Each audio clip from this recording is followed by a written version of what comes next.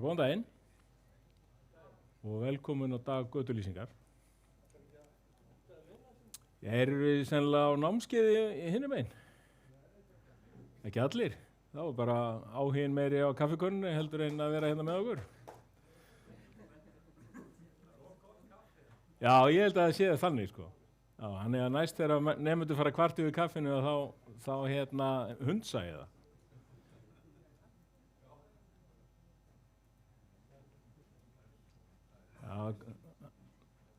Það er gott að eitt fundamaður þekkir alla, þannig að hann vissi að þessir voru að koma hingað, ég held þeir voru bara námskeiði annar staðar í húsinu. Það var bara að taka tvö. Velkomin á dag götulýsingar. Þór Pálsson heiti ég, er framkvæmdastjóri hérna í Rafmett. Þetta er í annað skipti sem við höldum þetta í samstarfi við Rafal og hérna það er allavega, það er mikill áhugi fyrir þessu og ég held þetta sé eitthvað sem að nauðsynlegt að gera og ræða mikil þróun, mikla breytingar, bæði búnar að vera og sennilega í forvarninu.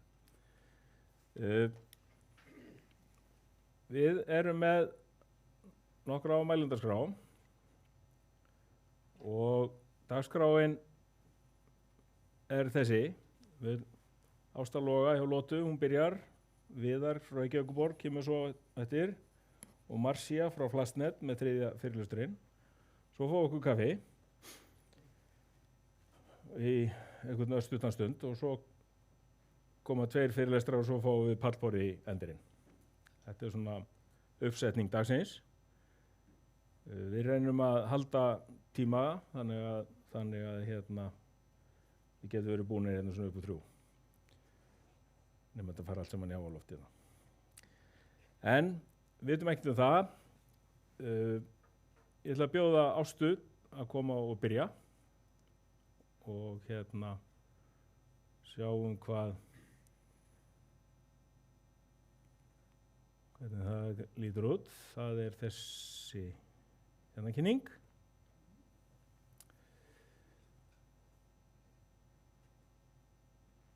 Gjörðu svo vel, Ásta.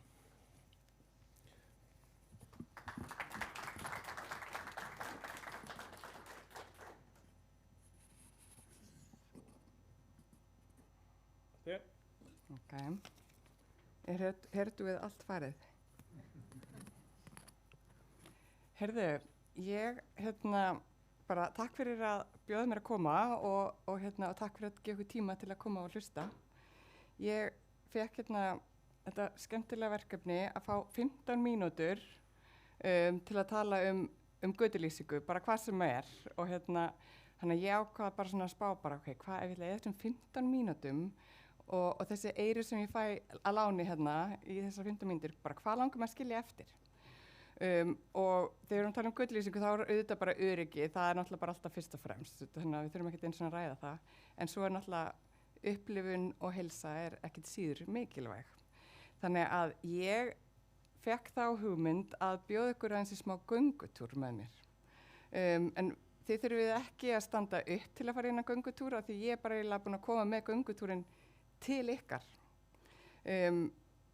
Og það er þessi ferð sem við förum í. Svo ætla ég aðeins að tala smá rannsókn sem að mér var svo áhugaverð sem ég las daginn og svo ætla ég að segja ykkur frá einu klúðri sem að við lentum í og bara, já, það er einhvern veginn, bara stundum er bara líka fínt að tala það sem getur klikkað. Af því að það er svo gott að læra af mistökum og svoleiðis. Við ætlum að byrja í ferðalaginu.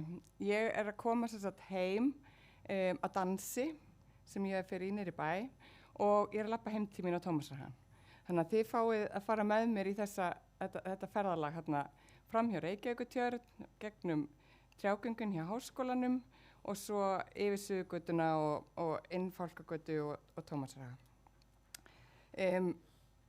Og þar sé ég fyrst bara það er ekki mikið lýsing við Tjarnargötuna, það er frekar mikið myrkur en það er samt bara svona þægilegt andrúmsloft einhvern veginn.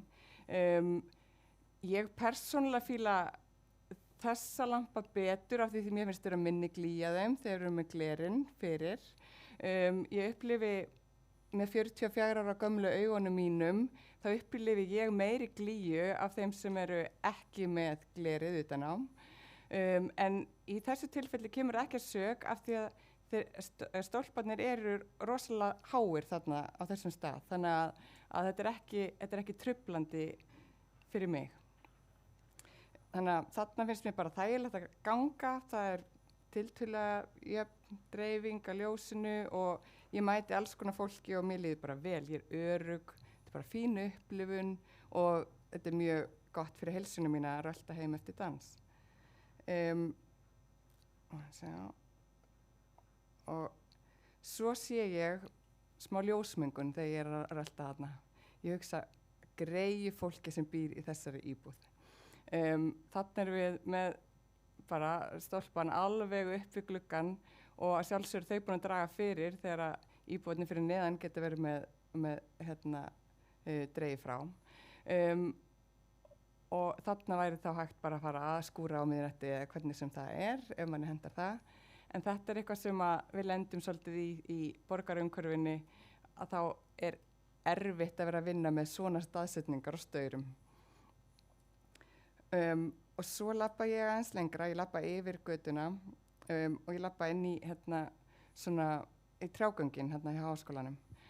Og það sem ég sé þar er í rauninni mjög hátré á báðabóa og svo er komið tími á að gera eitthvað þarna því að við sjáum að það er bara mismunandi litir, jafnleikinn hann er ekki mikið til staðar. Þetta er bara, já, ég upplifi mig ekki mjög örugga þarna. Ég get alveg, það er bara, þarna finnst mér ég ekki vera mjög örugg. Það er mín upplifun. Og svo labba ég aðeins lengra og ég labba fram hjá háskólanum og þar er áherslulýsing á bygginguna. Og þar er sem sagt, ef ég ætla að velja mér að labba á sem sagt, gangstétt, þá er ég bara í flóðlýsingunni, þannig að ég mynda þessa fínu mynd þarna fyrir þá sem að keyra framhjá, þeir sjá þá að þarna er einhver einstaklingur að labba framhjá. Og þetta er alveg einstaklega óþægilegt. Ég sjálfsögðu upplifi glíu og þarf eiginlega að snúa hausnum einhvern veginn upp í þessa byggingu og horfa skuggan minn. Þannig að þetta er ekki besta upplifunin sem gangandi og vegfarandi. Svo labba ég aðeins lengra framhjá hvað heitir þetta? Háskólatorgi, já, takk. Og þá erum við komið með polla sem að er bara mjög, persónulega bara mjög fallegir pollar. En í þessu umhverfi þá finnst upplifi ég glíu því það er svo rosa mikið myrkur í kring. Þannig að mér finnst þetta ekki þægilegt að labba þarna. En ég er ekki óörugg. En þetta gæti verið þægilegra eða væri aðeins meiri svona betri dreifing á ljósi þarna. Þannig að svo næst, þá erum við komin hérna á enda þessar trjáganga og þar get ég alveg, þetta finnst mér vera spooky, sko. Þarna kem ég, þá hætta þessir pollar við inngangin á síðustu byggingunni, háskólabyggingunni og það tekur ekkert við. Það kemur bara tré, mjög hátt tré, báðum megin við og það er engin lýsing, en svo sé ég fyrir enda trjágangana að það býður mín eitthvað þarna fyrir endan. Og það sem að býður mín þar er tiltölulega ný uppgert. Það er komið þarna mjög mikið lýsing. Þetta er bara fín lýsing, en með við þar sem ég er að koma, þá er þetta gífurlega mikið ljós. Þannig að ég til dæmis lenti því að labba á veslingsstreng sem að vara leiðinu þarna inn í göngin, að ég bara sá ekki neitt. Ég var að koma myrkrinu, augun mín er aðlögu myrkrinu og ég labba inn í þetta mikla ljós. Þannig að ég sé ekki veslingsstrengin sem var þarna að labba á móti mér. Þannig að ég var ógnin að því að ég var þarna og sá ekki neitt og ég bara veð inn í þennan saklausa dreng. Þannig að já, ég var ekkert að upplifa eitthvað ógn þarna heldur, þetta var bara í rauninni bara óþægilegt og svo veð ég þarna inn í mannin. Þannig að það þessi verkmörk sem situr svolítið í mér. Þú veist, við getum gert ótrúlega marga flotta hluti en stundum vantar tenginguna þarna yfir í það sem er bara handan við þessi verkmörk sem við erum að vinna með. Af því að það sem kemur eftir þessu, þar kemur bara mjög jöfn og mikið lýsing. Þið sjáu það er alveg bara mjög vel upplýst þannig að þetta öryggi alveg 100%. Þannig að það er alveg þessi verkmörk þarna sem ég er bara á smá erfiðleikum með. Þannig að þessi ferð mín, hún bauð upp á, ég gat fengið mér smá glýju, ég gat séð ljósmengun annarra, ég upplifði jafnleika á mjög mismunandi hátt, bæði þar sem hann var ekki til staðar og þar sem hann er til staðar á tvennan hátt, bæði bara jöfn og góða lýsing og svo mjög mikið jafnleiki af engu ljósi sem er náttúrulega bara alveg hræðilegt. Og svo var það sem sett svona svolítið helst eftir er þá þessi munur á ljósmagni við þessi verkmörk. Þannig að þetta er bara svona hugleiðingar mínar til ykkar þessa upplifun sem fótgangandi í götulýsingunni okkar. Og svo ætla ég að nota smá af tímanum mínum og ég ætla að segja ykkur frá rannsókn sem ég las, mér varst bara mjög áhugavert, fann hana í Lighting Research and Technology. Þetta er sem sagt í Malmö, það eru teknir 2 garðar, þetta eru bara svona almenningsgarðar, það eru A-svæðin, B-svæðin eru bara göngusvæði, bara, þú veist, það eru svona gangsvæði kringum garðana og svo C-svæðin það er svona verslun og ganga. Og það sem er verið að skoða þarna er, þú veist, hvað er fólk að gera í þessum görðum, þau skoðuðu það er movement sem þið sjá þannig efst, það er fólk sem fara bara í gegn og svo það sem fólk svona dvelur svolítið við og er í einhver samskipti eða einhverjar athafnir. Og þessir 2 garðar, þeir voru skoðaðir með tilliti til dagsljós og rafleysingar. Og til þess að skoða meira þess að fyrir sömu tíma dags, þá var það passað upp á að gera þessa rannsókn bæði þá fyrir og eftir og þá er það verið að skoða þarna í rauninni sumar- og vetrartíma. Þannig að þá færist klukkan og þá getur maður fengið sömu klukkustund, bara sitthvorum deginum og bæði dagsljósi og í raflýsingu. Og það sem mér fannst mjög áhugavert var að hérna megin erum við Kirseberg Square, það er stefnuvirk, Malmhalvongin ljósger og þar kom bara minni notkun á garðinum eftir myrkur eins og þegar kom í raflýsingin. Og svo hinum staðnum, þar eru óstefnuvirk, natrium, 70 watta og þar erum við með aukin notkun á garði eftir myrkur. Það sem mér finnst áhugavert það er þegar ég fór að skoða líka í rauninni mælingarnar sem voru gerðar. Það er litahitastig, það er bæði heitt ljós, við erum með 2800 og 2000 Kelvin, þannig að þetta er bara tiltölulega heitt og kósí hérna. Litar endurgjöfin er klárlega mun betri hérna í Kirseberg, hún er bara 25 hérna í Lindeborg. Ljósmagnið er miklu meira hér að meðaltali, það er bara einhver lítil kringum 6 lux þarna hinum megin. En jafnleikinn hvorum megin er mikill jafnleiki, en hann er þó allavega helmingi hærri þarna hinum megin. Þannig að þetta er eitthvað sem mér finnst bara áhugavert og eitthvað sem við getum kannski skoðað meira og eitthvað sem í rauninni bara lýsingarhönnun hérna fyrir svona svæði að hvernig við getum allavega unnið með óstefnuvirka ljósgjafa allavega í einhverju blandi við þá kannski einhver áherslu lýsingu og eitthvað svoleiðis en það allavega virðist vera eitthvað það að þessi jafnleiki sé að hvetja til notkunar. Þannig að það er eitthvað sem við getum bara allavega að skoða betur. Og svo ætlaði ég að segja ykkur frá. Við vorum með verkefni í Hveragerði og við vorum búin að vanda okkur rosa vel. Við heldum að þetta myndi bara ganga ótrúlega fínt.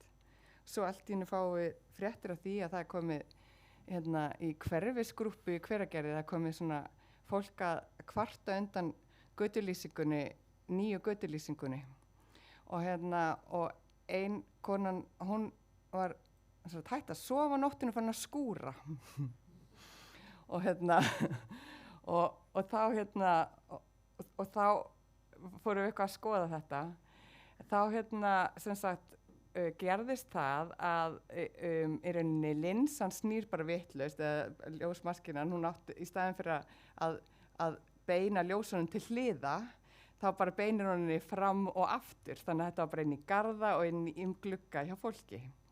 Einstaklega óheppilegt og jafnleiki náttúrulega bara alveg farin, þannig að það sem þetta voru bara, þarna eru skólabörn að labba í skólan og eitthvað. Þið sjáu þarna það er í algjöru myrkri, ég veit ekki hvort ég geti notað þetta. Sjáu, já, það kemur hér. Göngustígurinn er hérna eiginlega bara alveg í myrkri. Þessi hundur, ef hann var ekki með rautt ljós, þá væri hann eiginlega bara ekki sjáanlegur þarna, því það er bara annarkvort ljós eða ekkert ljós og þetta var bara mjög óheppilegt. En það sem okkur fannst líka svo leiðilegt er að við föttum þetta ekki fyrir en einhver hverfisgrúppa farin að tala þetta. Þú veist, og maður hugsa bara, er ekki einhver staðar á leiðinni sem að einhver tekur eftir þetta að gerast og lætur einhvern vita, þú veist, bara svona þannig að við getum hjálpast að passa upp á að þegar svona mistök gerast, þú veist, í þessu tilfelli var þetta, þú veist, mistök eitthvað í framleiðslu, það getur verið hvar sem mistökin geta legið, það geta svo sannarlega líka legið hjá okkur, við erum öll mannleg og gerum öll mistök. En þegar að mistökin koma upp, þá er svo mikilvægt fyrir okkur að tala saman og láta hvort annað vita af þessu, þannig að við getum hjálpast að gera sem best, sem fyrst, af því að þetta snýst öryggi þeirra sem er að fara að vera þarna. Þetta snýst ekki egóið okkar og verkið okkar klúðraðist. Þetta snýst fólki sem er að fara að ganga þessar götur. Þannig að bara, svo ég segi það alveg hátt og skýrt hér, ef einhver tímann einhver verður vara við eitthvað á okkar vegum sem er eitthvað, þá endilega láta vita sem fyrst, því við viljum svo gjarnan komast hratt og vel í að bæta hlutina. Ég held ég sé bara að halda tímanum mínum vel. Já, þannig að þetta var í rauninni svona það sem mig langaði bara að segja ykkur frá varðandi öryggi, upplifun og heilsu. Það er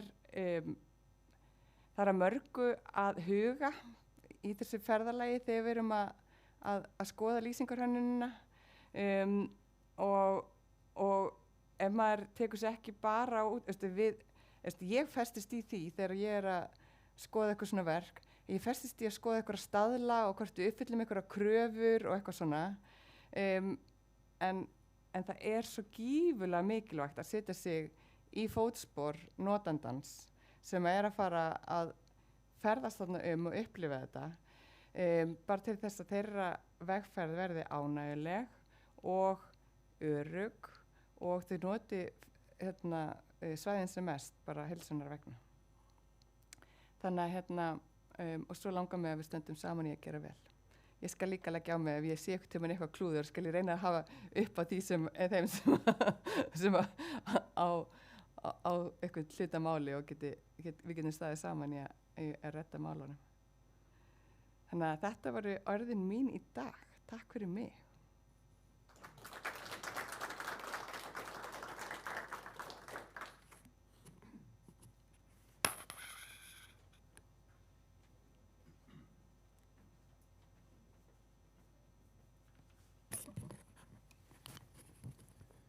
Takk fyrir þetta.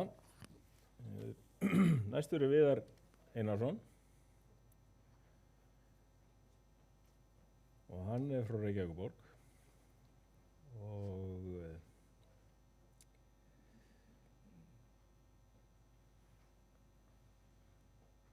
Þú sendir mér hérna PDF-skjal og ekki. Gerum þetta einhvern veginn svona. Nei.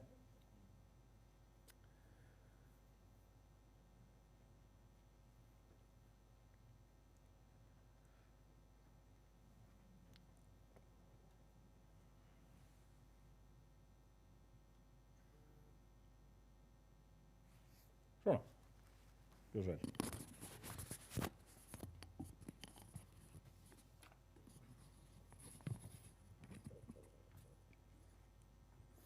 Svona, er ekki allir í mér núna. Hvað segir þið, þetta að setja hérna á slideshow eða eitthvað, hvernig var þetta? Er það hér? Er þetta bara að fletta svona? Já, Viðar Einarsson ég og hérna einingastjóri tækniteymis skrifstofu Borgarlandsins hjá umhverfis- og skipulagssviði Reykjavíkurborgar. Mér langar aðeins til að fara yfir með ykkur bara hvernig hefur gengið undanfarin 2-3 ár. Eins og þið kannski þekkið að þá hefur Orkuveita Reykjavíkur séð rekstur götulýsingarinnar í Reykjavíkurborg og höfuðborgarsvæðinu í 100 ár, þangað til bara fyrir 2-3 árum síðan. Og og það kom svona nokkuð óvænt að að Orka Náttúr... Erum við vissum það? Það voru að þetta svona bara. Allt í góðu lagi. Já, að Orka Náttúrunnar afhenti þetta sveitarfélögunum og Vegagerðinni þess götulausa kerfi til rekstrar. Og þetta hafði nú kannski einhvern aðdraganda, það var bæði götulausa kerfi var þannig uppbyggt að allir götulausa strengir fór inn í dreifistöðvar og voru ómæld orkan þannig að með svona samkeppnisumhverfi og öllum þessum hvað þetta hét orkupakki 2 og 3 og allt þetta þá þurfti að fara að mæla alla orku að þannig að sá sem að kaupir raforkuna geti valið sér hvar hann kaupir orkuna þannig að það er ekki hægt nema að sé mælir þannig að hluti af þessari getur við sagt vegferð var að koma upp mælaskápum fyrir götulýsinguna og Reykjavíkurborg fór svo í útboð á raforkunni og er núna að kaupa raforku frá N1 í dag.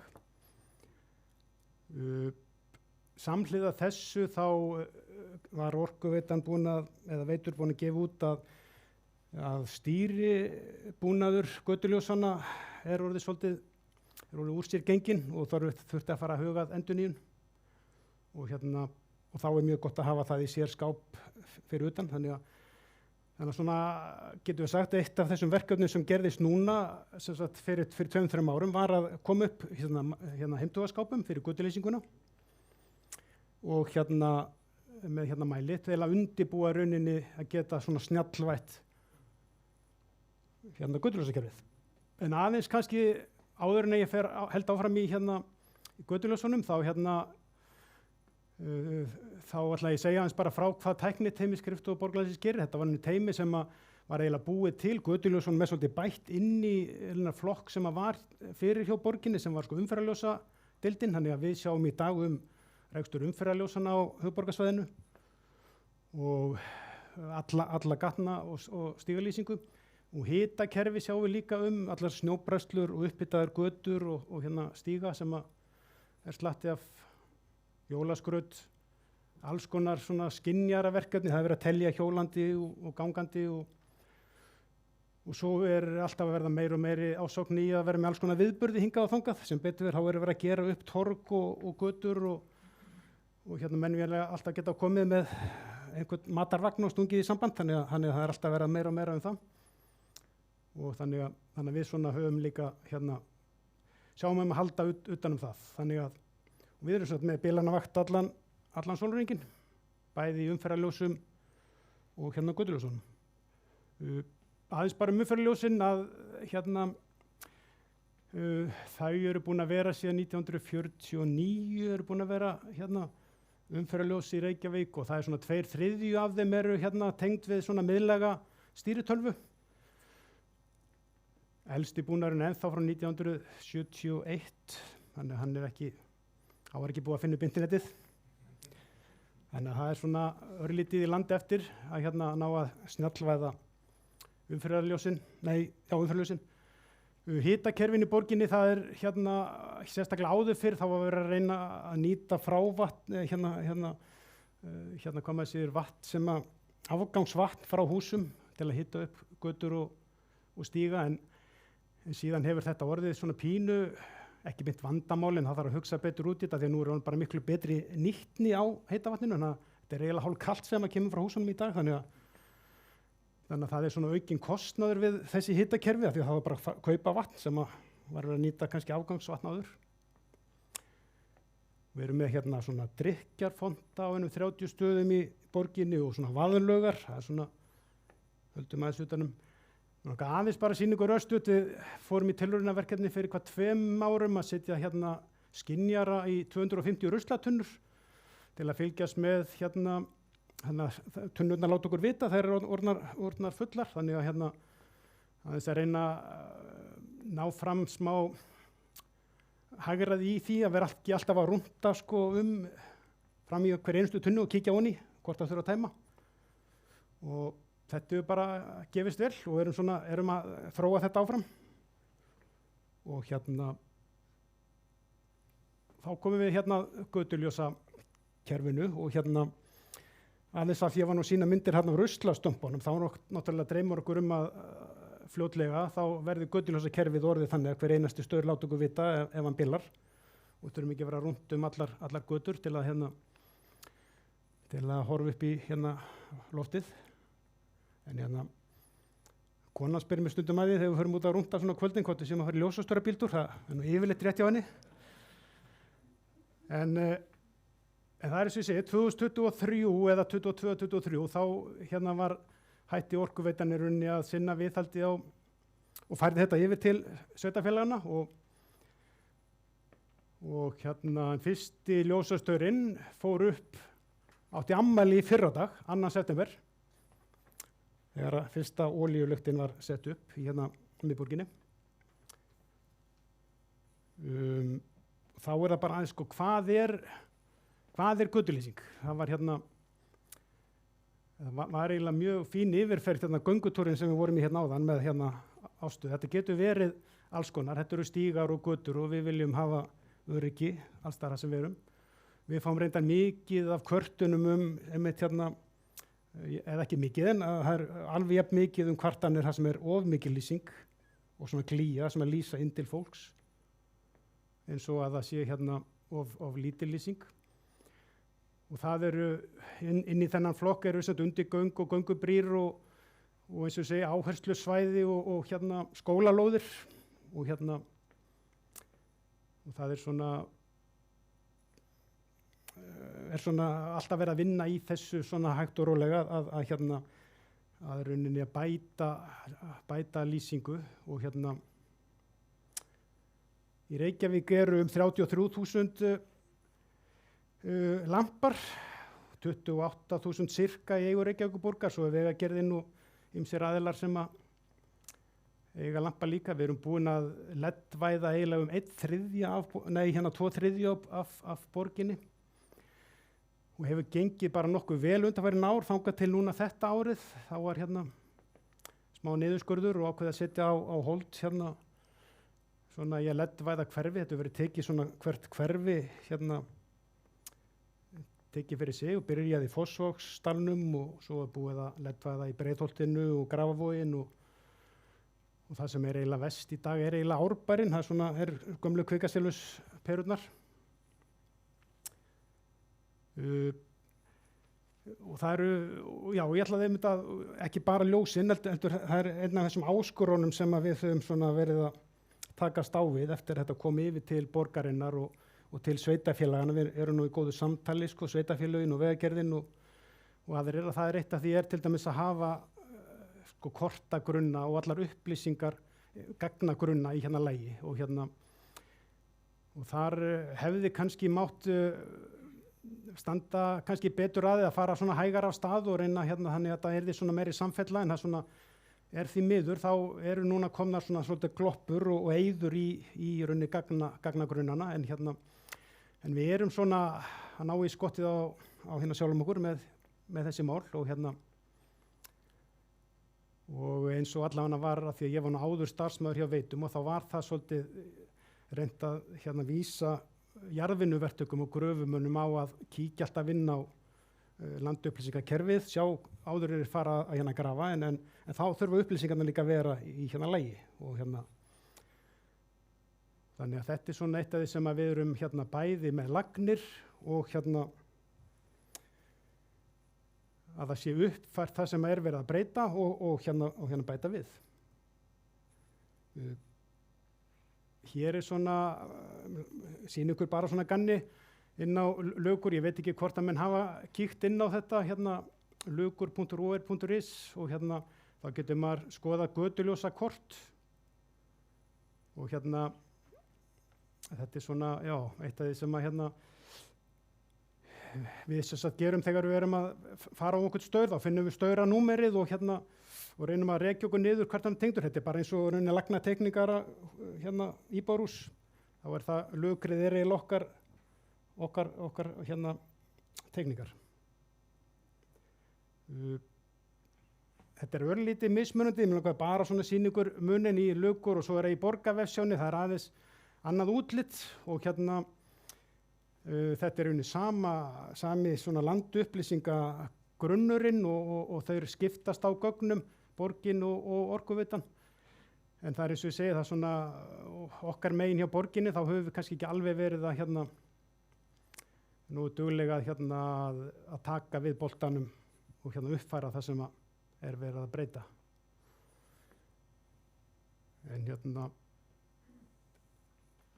aðeins svona með þetta heimtugaskápaverkefni, þá er núna komin eins og sést niðri svona heimtugaskápur fyrir og vorum bara að klára þetta núna í haust og þetta ætti að vera orðið svona 99% komið öll götulýsingin í heimtugaskápa og þá er svona skápur bara fyrir utan dreifistöðina og með þessu þá er komin mælir sem sagt í eigu sem borginni að borga af og þá gætu við hugsanlega verið með eins og sést svona viðburðar tengill, væri hægt að setja svona í rauninni alla þessa rúmlega 300 skápa ef menn vilja stinga hoppukastalagi samband eða pulsuvagni eða eitthvað. Það er með götugrill einhvers þar.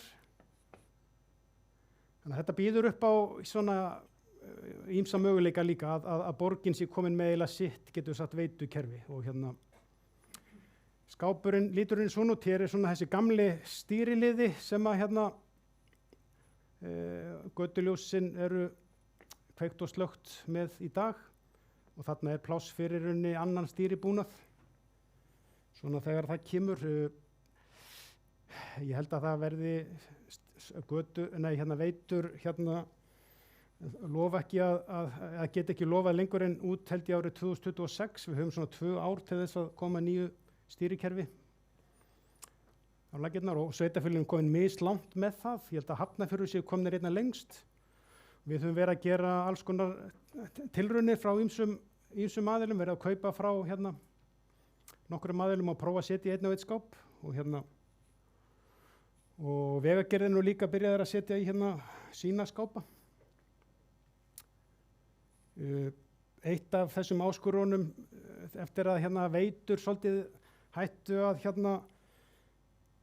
að sinna, getum við sagt, að útvega efni og strengi og staura og svoleiðis, að það veri svona svolítið reiki hvort að menn eru með TNC-kerfi eða 4-víra eða TNCS sem er 5-víra og hvort það sé núllað í staurnum eða núllað í skápnum. Þetta er svona, þetta er verið pínu villandi og kannski þeir sem eru vanir að vinna í húsaramagni þekkja kannski ekki alveg þetta kerfi og jafnvel hönnuðir líka kannski, finnst bara eins og þeir sé að hanna einhverja blokk, þeir eru að hanna götu. En ég ætla svo sem ekki að fara djúpt í munin á þessum kerfum en einhver ástæði fyrir því að veitur og sveitarfélögin eða veitufyrirtækin hafa valið að vera með þetta kerfi í götulýsingu. Það er svona og yfirleitt það þannig með götulýsinguna, það einhver staðar gata sem kannski með þessu lagnakerfi og það verið að bæta við stíg og þá verður maður svolítið að horfa á hvernig kerfi fyrir í götunni eða það sem á að tengja inn á. Þannig að það svona ýmislegt sem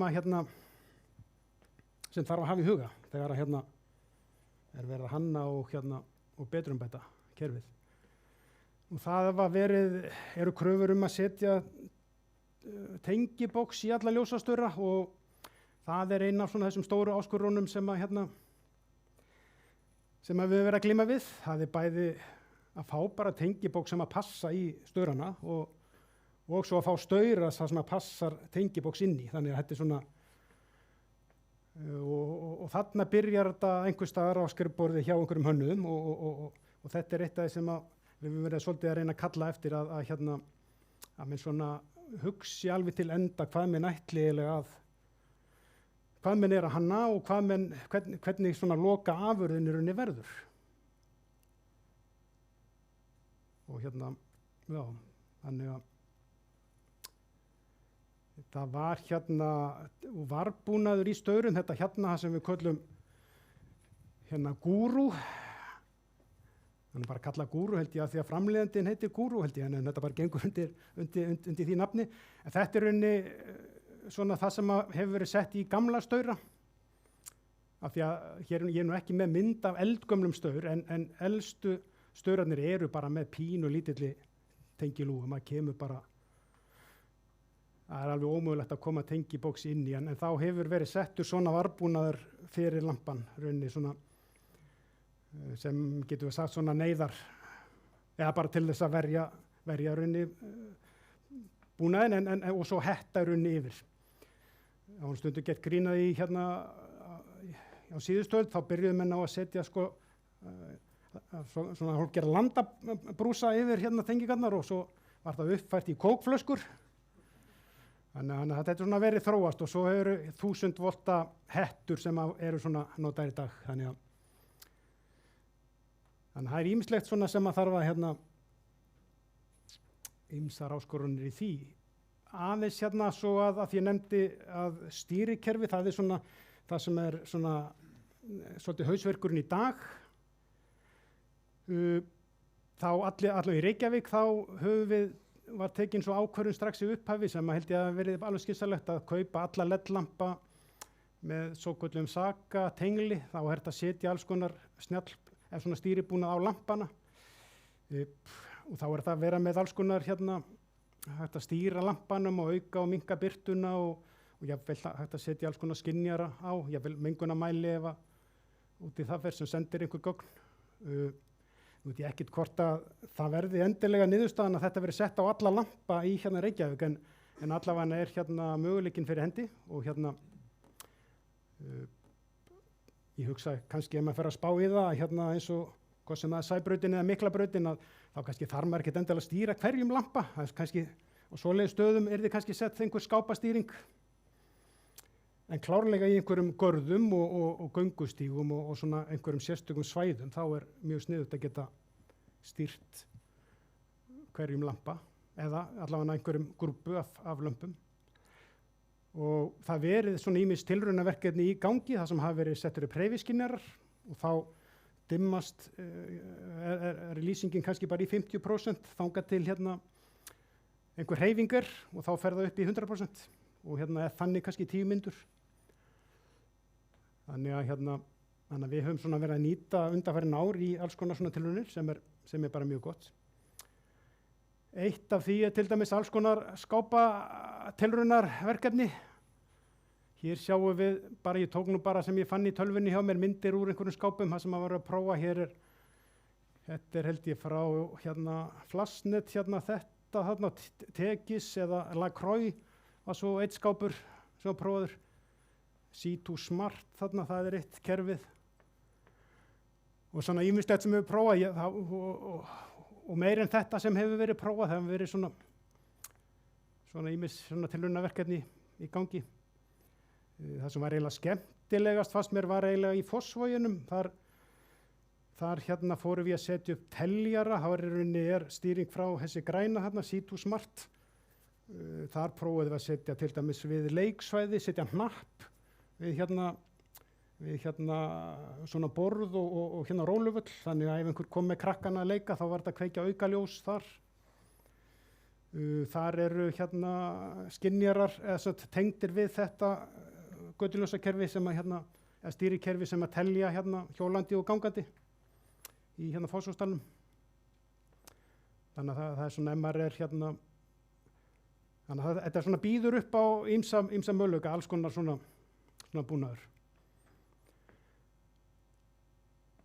Og hérna, já. Svo nú kannski eins og einhver sagði að hérna stundum nú gott að draga lappirnar og flýta sér hægt sko, því að þróunin gríðarlega hröð í þessum búnaði og nú til dæmis allur búnaður þess að hæsti torkstaðall sem svolítið að vera að horfa á að hérna að nú getur verið með búna frá hverjum sem og þetta á alltaf geta að tala saman og það nú eitt af því sem svona líka verið að vinna að, það bara að láta aðeins reyna á það, láta bara samkeppnisaðilar svolítið vinna saman og það held að það sé bara mjög hollt og gott.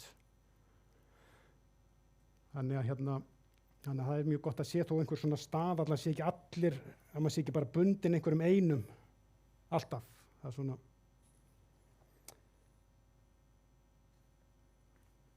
Nú, eitt af því sem við höfum verið að gera, já, það settur svona tengill eins og í miðbænum fyrir jólaskraut til dæmis. Og eitt af því sem við höfum verið aðeins að útfæra það að vera með fast rafmagn í hérna ljósastörum. Það hefur eiginlega alla tíð verið þannig að það er bara stór rof einhversstaðar inn í dreifistöð sem að slekkur á öllu og kveikjar á öllu. Og við höfum svona bæði með jólaskrauti, þá þar sem jólaskrauti eins og í miðborginni, þar höfum við verið að það var sem sagt L2 sem fastan pól og þá getum við tengt jólaskrautið inn á það, þá getur jólaskrautið, götuljósin bara kveiknað og slöknað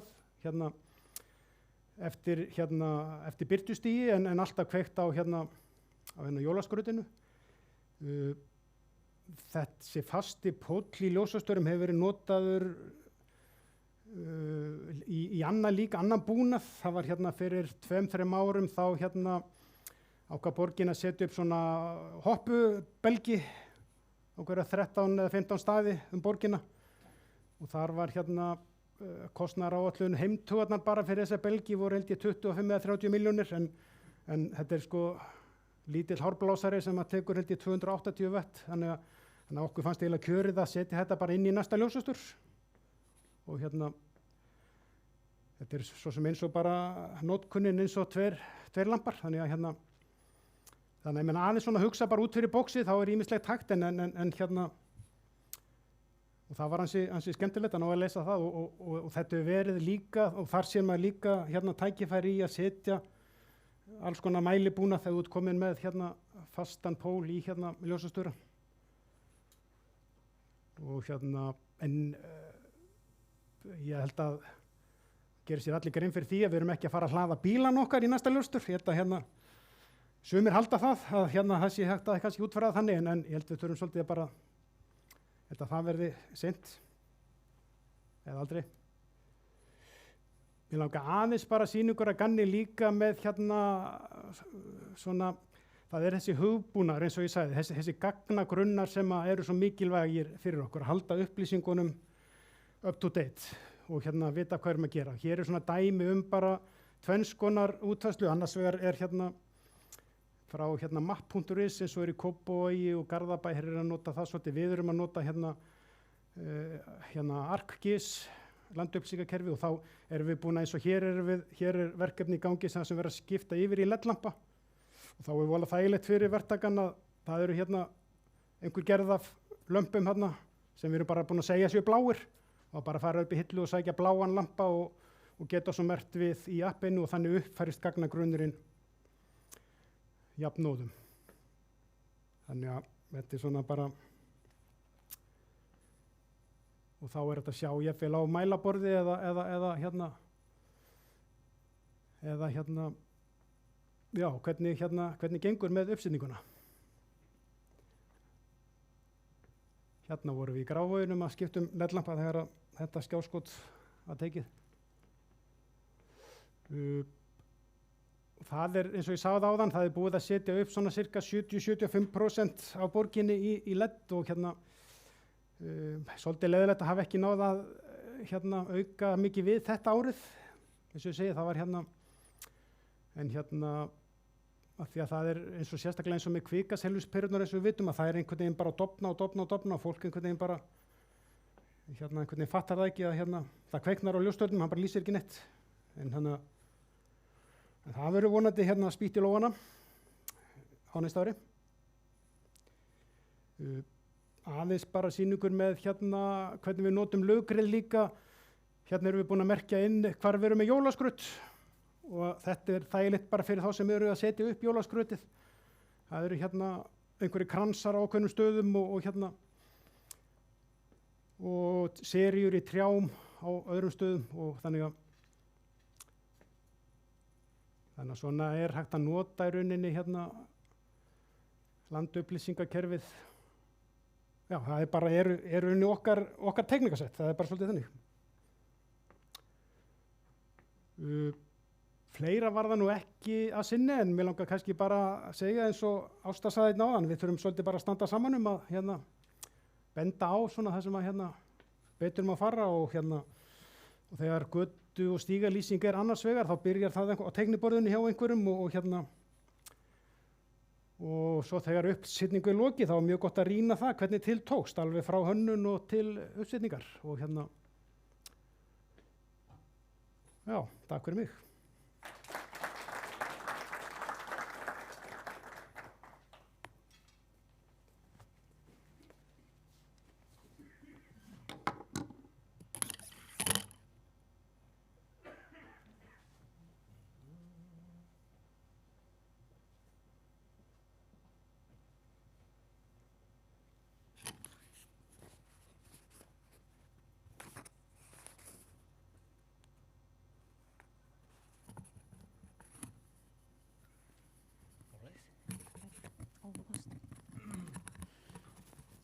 Þá bjóðum við Marsíu, velkomna. Thank you.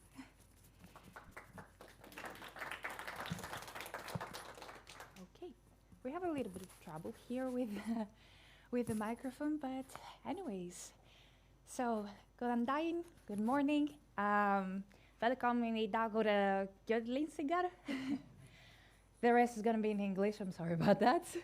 I'm very happy to be back, and I do see some familiar faces. Very happy to have this invitation. And today we're going to speak about Intellect Gjörlingsingakerfi, the IntelliLight street lighting system, and how it's going to help shaping the future of the smart cities. I hope everybody's hearing me properly. Awesome. Now, today I'm not here to tell you what to do. I'm rather here to help you continue with an implementation that you have already started doing, an implementation regarding the upgrade of the smart street lighting situation in Iceland. And let me tell you a few words about FlashNet. So FlashNet is a company that works in the intersection of energy, IT, and telecommunications. We are providing an end-to-end solution. This means that we are having both the hardware and the software. And with no further ado, let's see what a smart management has to provide as a benefit. First of all, savings and in energy and money. Very important, especially when it comes to cities. The reduce of the operational costs, and at the very end, it's the foundation of smart cities. Why we say that?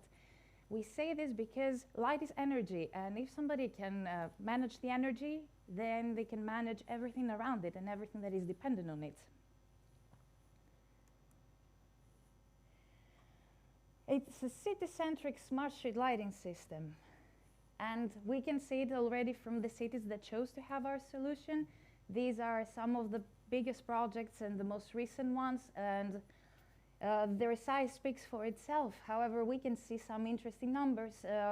One of the projects that was implemented last year in Washington, D.C. in USA, 75,000 street lamps, including architectural lighting.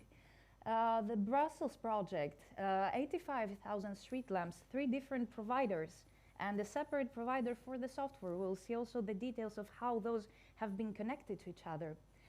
An ongoing commitment in Santiago de Chile, another impressive number, and both retrofit and NEMA controllers implemented. And the project in Brescia in Italy, actually one of the closest implementations to what we're looking at right now in Iceland. A project based on LoRaWAN with Zaga controllers and with cabinet controllers. Oh. We will talk in another presentation about that. Now, the main pillars of our smart street lighting system are 3: awareness, control, integration. Awareness means when a luminaire fails, I get real-time notification. I don't have to wait for somebody else to notice. I get detailed electrical parameters and alerts. And I can get all this in graph reporting and comparative analytics. Control means, of course, on and off, but nowadays it's so much more than that. We get to have dimming for the lights, with the main energy saving factor here. And autonomous operation. Why is this important, and what does it mean, and why actually it's one of our biggest advantages? When, for some reason, the communication fails, our controllers can still operate the lamps. So until we're able to provide the resolution and restore the connectivity, the lamps keep turning on and off according to their last apply schedule. And also because the controllers do carry an RTC clock, it means that every day they will operate for the correct time for both sunrise and sunset. And in Iceland, when the discrepancy of each day is so big, we're talking about 3 minutes each for sunrise and sunset, it's very important that we have that. Otherwise, it will be very easy to notice that something's going wrong. And that gives us precious time to provide the resolution. In a nutshell, that means autonomous and adaptive operation. Each project, even the different areas in the same city, can need a different adaptation in the operations. Awareness and real-time information, and that means energy savings, reduce of the CO2 footprint, that means we also protect the environment. Savings in budget spendings, maintenance optimization, and at the very end, also we get happy citizens because they receive an increased service quality, they feel more secure, more safe, and well, you receive less phone calls at the municipalities of angry people. In numbers, because the numbers do speak more sometimes. In municipal budgets, we have been noticing that 10 up to 40% is about energy consumption and the maintenance. So the more efficient the system is, the more we reduce those numbers. And then we have a budget allocation for more important things. Now, the system architecture, how does that thing look like, right? This is how it's looking like. We have the individual luminaire controls. You can see those are supposed to be installed on each lamp. And we have the lighting panel controller, the cabinet controller. Now, it's very important to mention here that those devices are standalone devices. While combining them, you can get a very optimized, you maximize basically the optimization of your installation. You don't have to always put them together to have an efficient smart street lighting system. That really depends on the project, on the needs, what we're trying to achieve. So for the individual controls, you can get a direct connection for each lamp, while with the cabinet controller, you can get a grid overview and manage the lights as a segment. Now, those have to connect somehow to a software to manage it. So we have our middleware. It's also the point where we have decided the communication infrastructure. That being said, it's LoRaWAN, or it could be some cellular communication technology, which is not the case in Iceland. And then we have the main direction, which is the IntelliLed street lighting control software. Frankly speaking, this is one of the most advanced softwares of its kind right now, especially for the smart street lighting. And then we have the possibility to talk about other smart city platforms and other integrations, and the fact that we can provide tons of APIs actually helps us not to think just around the smart street lighting, but actually talk about a smart city with many more smart city add-ons and assets. And that helps us quite a lot because it's quite challenging having to switch between different platforms, and each platform does its own thing. And somehow the workload starts increasing way too much while we're trying to be smart, to be to have an automated process. So with a software like that, that is open to integrations and it's interoperable and interconnectable, we can do more with less. Now, a little bit of hardware insights. It's exactly what I've been trying to say in, let's say, it's like zooming in right now. So you see where the cabinet controller is installed. Also, the previous presentation showed how an FRCM installation is looking like at the distribution panel. And the Zaga controller, in this case, where it pretty much is installed on a lamp. This can be very well connected with adaptive lighting. This means that we can use motion sensors together with smart street lighting controllers in order to optimize even more the lighting situation. So we can opt for having the lights maybe dimmed for a longer period and having them activated as a vehicle is passing by according to traffic for pedestrians and vehicles. Pretty much how the controllers are looking like. There is no substantial difference between Zaga and NEMA controllers other than one represents EU standards and probably is the wider used controller, the Zaga one, in the Nordics area. The NEMA socket is representing the US standards, and the pole-mounted option. The pole-mounted option is mentioned today because although there is an effort to upgrade all the installations with LEDs, sometimes the Zaga socket or the NEMA socket are not available, and we still need to be able to provide a solution. Therefore, retrofitting comes in, so we can install this guy either inside the pole or the fixture, or even outside. And that's how a cabinet controller looks from a closer glance. And why we're talking about having an overview of the grid. It measures all three phases, therefore that's how we can monitor the whole grid. And here probably you can see that switch. That switch is a really functional feature because when we're talking about field operations, we don't have to actually uninstall the device and then put it back, which means more time lost in the operation and more data lost. We can switch off the power, which certainly can't be linked to a remote control because human error is always a possibility. Therefore, we keep our people safe and we keep the controller on its place, so the moment we switch it back on, we still have all our data communicated and we have a much quicker operation. Now, about the communications. We consider ourselves a communication agnostic. Besides LoRaWAN, we're working on the 5G spectrum with NB-IoT and LTE-Cat-M, and we're very familiar with Sigfox, LONWorks, which represents the older PLC communication technology, and WeSun, which represents the mesh. Frankly speaking, probably a lot of you have heard about mesh communication technology, and it has become quite of a niche. However, our experience tells us that it's not so efficient, especially in urban areas. So at least in FlashNet, we're not convinced. And probably that slide can convince you in terms of probably having some questions about it. So you see the reach and how for the long range and the cellular part, we're maximizing the reach. Therefore, LoRaWAN is one of the best options one could opt for.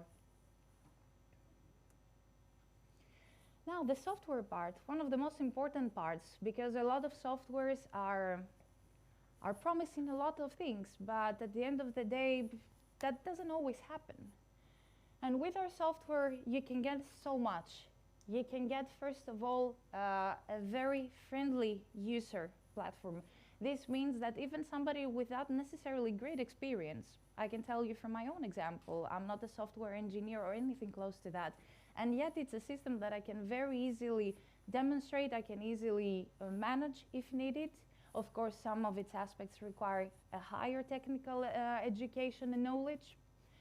And you can see here that we have both the light and the dark theme. The dark theme is especially useful for technicians that are operating the system during the night. And it's a widget-based dashboard. This means that you can rearrange all the elements, you can remove the ones that you don't need, add more if you feel like, and together with the role-based access of the system, you have the possibility to have on your screen exactly what you need, no more, no less than that. That makes things clearer, we avoid any unnecessary clutter, and we do our life a lot easier. Another asset that we have decided that indeed facilitates everyday operations is the Pole Center Asset Management. As we said, smart city is not just the smart lights. Therefore, we might have a lot more elements, smart and non-smart, that we want to monitor as closely. That could be the controller, a bulb, the pole, and you can think of any other smart city add-on. It could be an EV charger, it could be a security camera, it could be anything. So imagine having all those displayed just for one location and then amplified in multiple locations. Basically, there would be no map for you to see. Everything will be just a mess. So we have the pinpoints. A pinpoint can congregate in one location all the necessary elements that we want to monitor, and all of this part is configurable so you can see as much or less information as you need. And the final result looks like this. It's a much clearer image, free of clutter. As you zoom out, those pinpoints become clusters. As you zoom in, they distribute themselves in the right positions.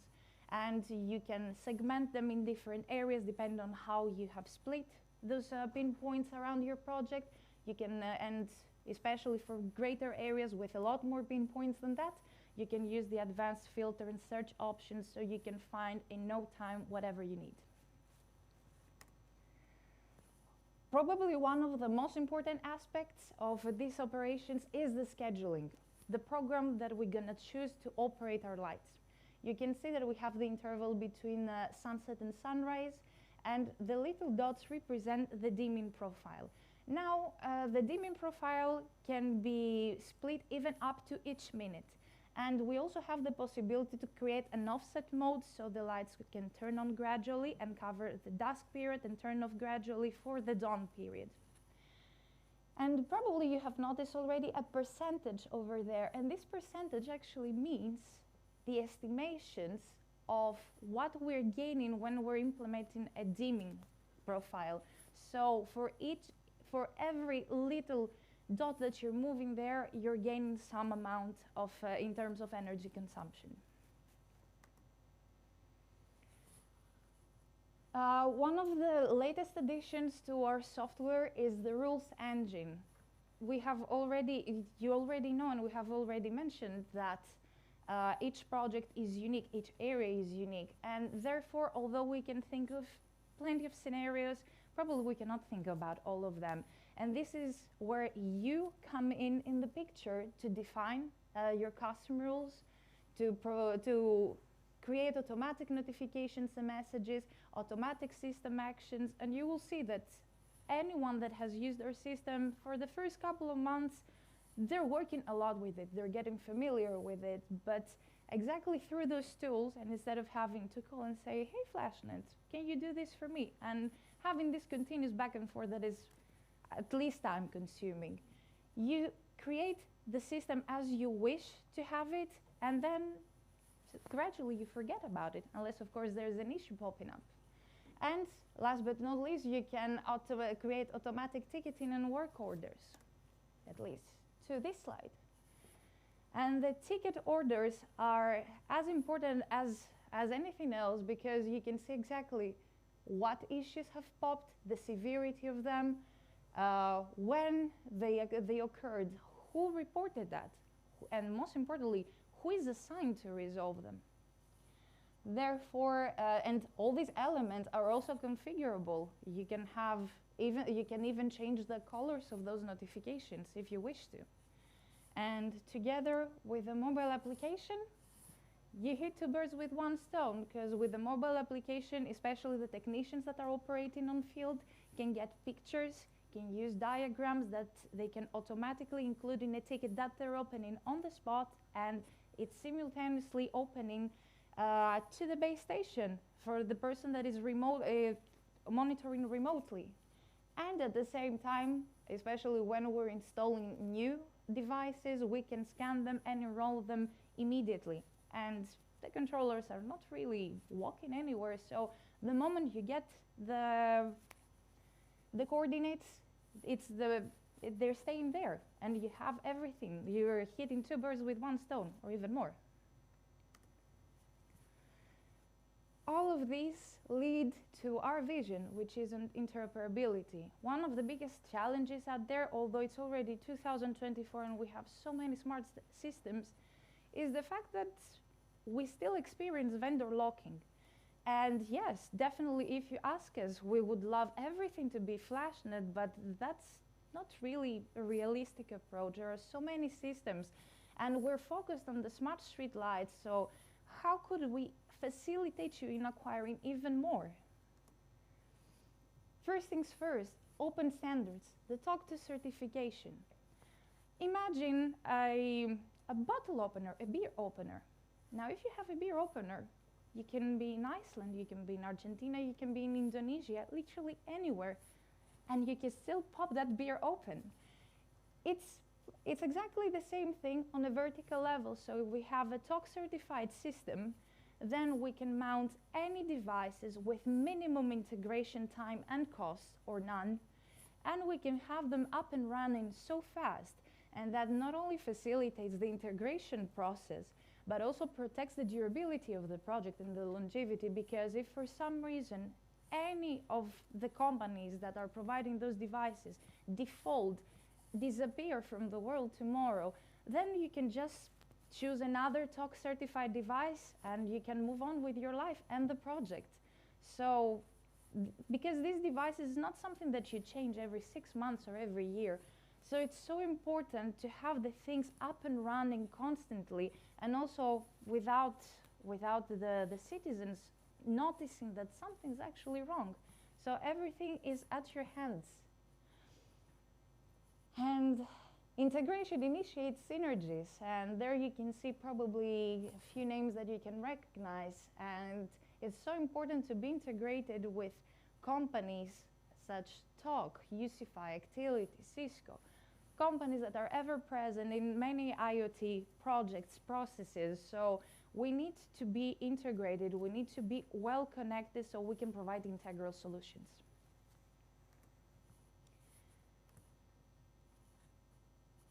So that's why we can talk about a smart city enabler.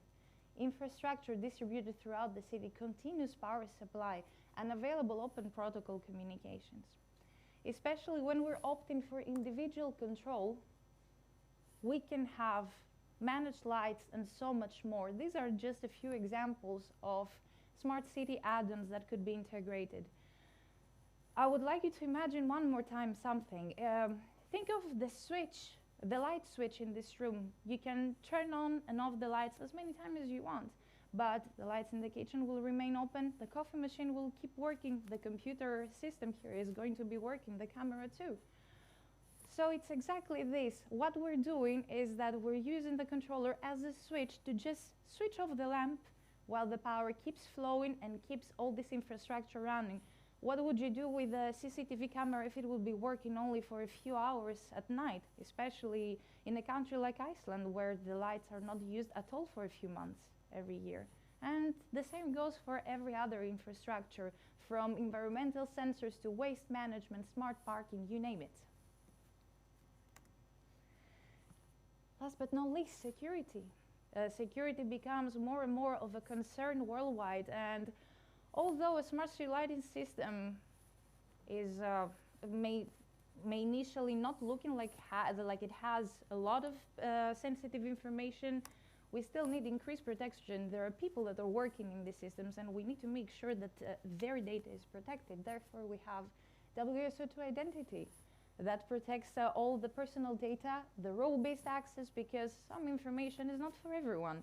And not only the role-based access facilitates the work audits, but it also secures certain level of information. Of course, GDPR compliance, especially useful around the European grounds. And lastly, the database encryption. Heading towards the end of this presentation, I would like to just show you the following map. And it's not about bragging about the numbers. Of course, we're very proud of the work that we've done. And frankly speaking, these 550,000 have become more than 1 million lights. But the main point is that you see, for smaller or bigger projects, IntelliLight is pretty much all around the world. It covers all the corners of it. And that gives us the confidence to say that we do have the experience. We have encountered so many scenarios ever since 2009 that IntelliLight has been first deployed. We have seen so much and we have learned so much. Therefore, we're looking forward to learn also the specifics of the Icelandic situation, and we're more than sure that we can actually provide you a solution that will resolve everything that you have thought. A few more specific mentions about some of the projects that we saw earlier.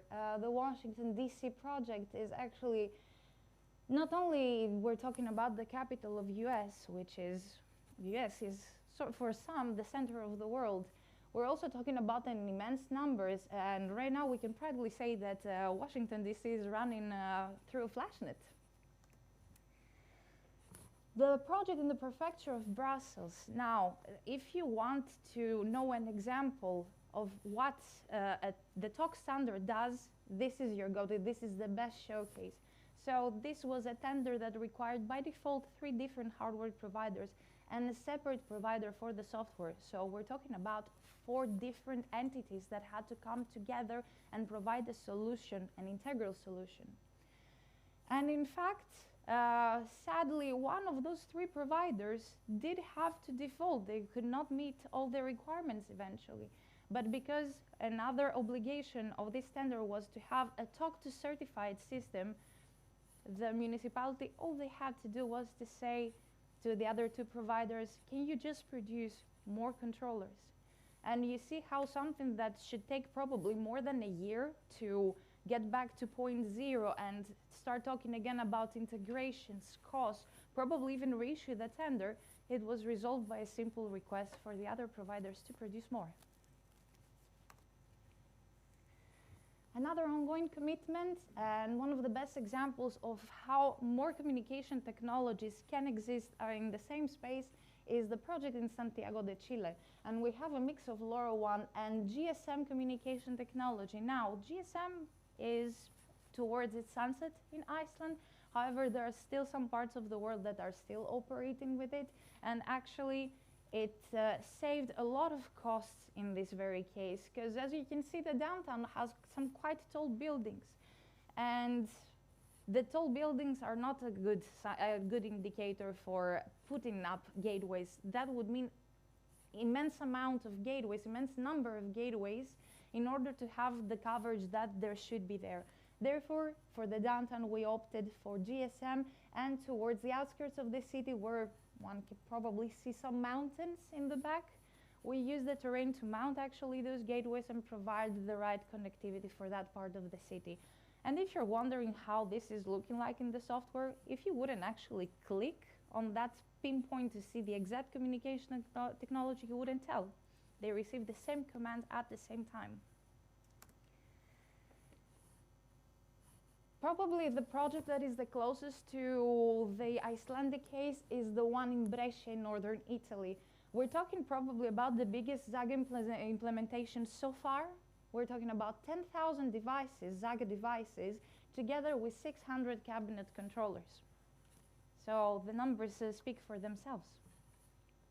And of course, IntelliLight is not a solution that is constrained only in the city limits, but it's a solution that can be used also for other infrastructure like highways, like the case of the A1 highway in Greece that connects the capital with the second biggest city in Greece.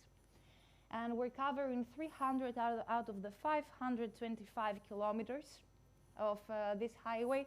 And it's actually a very good example of LoRaWAN implementation because of the empty space and the wide area, we were able to mount gateways every 10 kilometers, optimizing the coverage and actually with the minimum amount of devices possible. And there are more projects like the Mecca, the first project actually for FlashNet on PLC. Right now, Middle East is in a transition from PLC to LoRaWAN, so they do need the knowledge like a company like FlashNet has in order to do this transition. Our own playground, Brasov, our very own city in Transylvania, Romania, and this is where we have actually acquired our proof of concept for many smart city add-ons, including CCTV cameras, EV charging, environmental sensors, parking sensors, even panic button and noise detection. Tack för er. Thank you so much for your attention.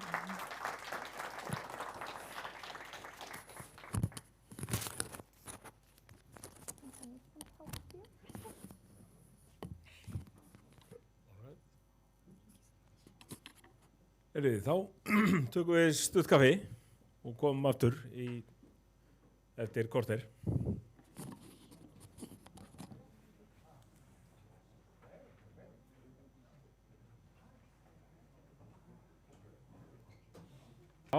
Já, þá höldum við svo áfram. Hrafn Guðbrands frá Rafali næstur. Gjörðu svo vel.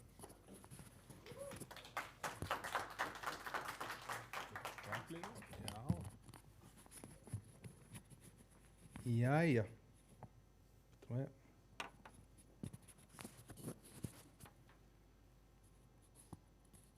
Heyrist alveg nógu vel í mér? Já. Góðan dag. Ég heiti Hrafn Guðbrandsson og er deildarstjóri stafrænna lausna hjá Rafal.